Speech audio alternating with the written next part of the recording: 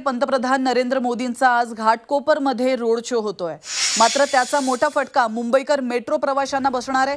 मुंबई मेट्रोची घाटकोपर ते जागृती नगर दरम्यानची सेवा संध्याकाळी 6 वाजल्यापासून बंद राहणार आहे आणि त्यामुळे मुंबई मेट्रोने घाटकोपरपर्यंत प्रवास करणाऱ्या मुंबईकरांचे मोठे हाल होण्याची शक्यता आहे।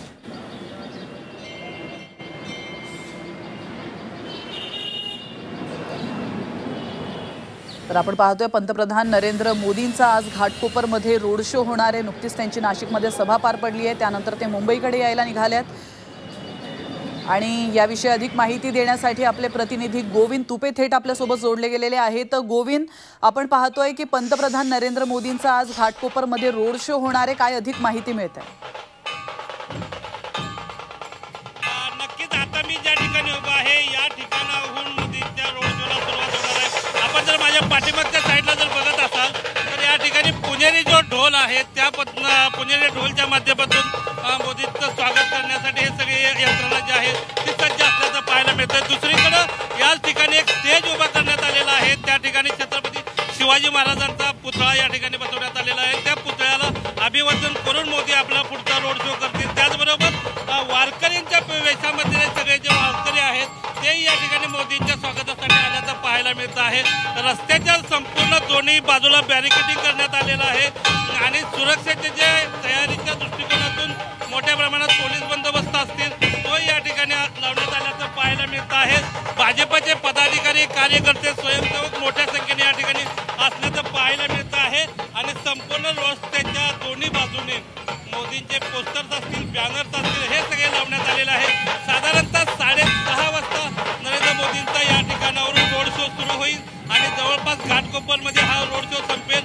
या दरम्यानच्या काळामध्ये मोदी काही लोकांशी बोलतात का, चर्चा करतात का, हे पाहावं लागेल।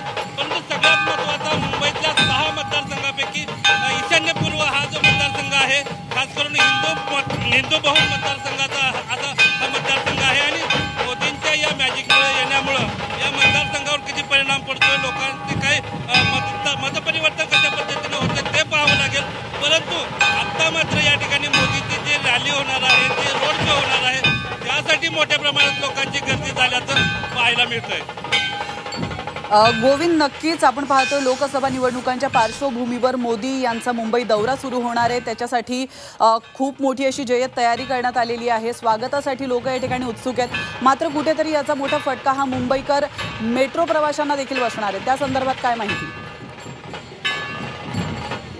नक्कीच या ठिकाणी मोदींचा रोड शो असल्यामुळे बऱ्याच मार्गांमध्येही बदल करण्यात आलेला आहे। खास करून मुंबईची जी मेट्रो आहे, जी घाटकोपर ते जागृतीनगर अशी जी मुंबईची जी मेट्रो आहे ते या ठिकाणी मेट्रो बंद ठेवण्यात आलेली आहे। ती अनिश्चित काळासाठी बंद ठेवण्यात आल्याचं मेट्रो प्रशासनाकडून सांगण्यात आलेलं आहे।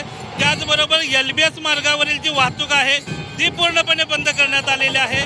घाटकोपर स्टेशनच्या परिसरातली जी वाहतूक आहे ती पूर्णपणे बंद करण्यात आलेली आहे। मोदींचा रोड शो झाल्यानंतर ही सगळी जी वाहतूक आहे ती पुन्हा सुरळीत सुरू होईल अशा पद्धतीने सांगितलं जाते। पण तुर्तास तरी मेट्रोची जी वाहतूक आहे ती बंद आहे। LBS मार्गावरील वाहतूक जी आहे ती पूर्णपणे बंद आहे। मोठ्या प्रमाणात लोक जे आहेत ते या ठिकाणी मोदींच्या रोड शोला आल्याचं पाहायला मिळतंय। गोविंद, आपण पाहिलं काही दिवसांपूर्वी पुण्यामध्ये देखील मोदींचा रोड शो झाला होता, त्यावेळेला पुणेकरांनी मोठी नाराजी व्यक्त केली होती, कारण त्यांना घरी जायला आणि नोकरीवर जायला फार उशीर होत होता। मात्र आता मुंबईकरांच्या काय प्रतिक्रिया समोर येत आहेत? एकतर मोदींच्या या सगळ्या रोड शोमुळे या ठिकाणी मुंबईतल्या वाहतूक मार्गामध्ये बदल करण्यात आलेला आहे। मेट्रोमध्ये काही अंशी बदल करण्यात आलेला आहे। खास करून घाटकोपर ते जागृतीनगरची मेट्रो जी आहे ती बंद करण्यात आलेली आहे। संमिश्र प्रतिक्रिया आहेत, कारण का एकंदरीतच निवडणुकीचा माहोल असल्यामुळे ही अडचण होणार अशा पद्धतीची जी मानसिकता आहे ती या ठिकाणी लोकांकडून झाल्याची पाहायला मिळते आहे। परंतु नाराजी अशी विशेष लोकांमध्ये दिसत नाही, परंतु मोदींची सभा होते आहे, मोदी काय बोलत आहेत याच्याकडे लोकांचं लक्ष लागल्याचं पाहायला मिळतंय। नक्कीच, धन्यवाद गोविंद, तुम्ही दिलेल्या महत्त्वपूर्ण माहितीबद्दल।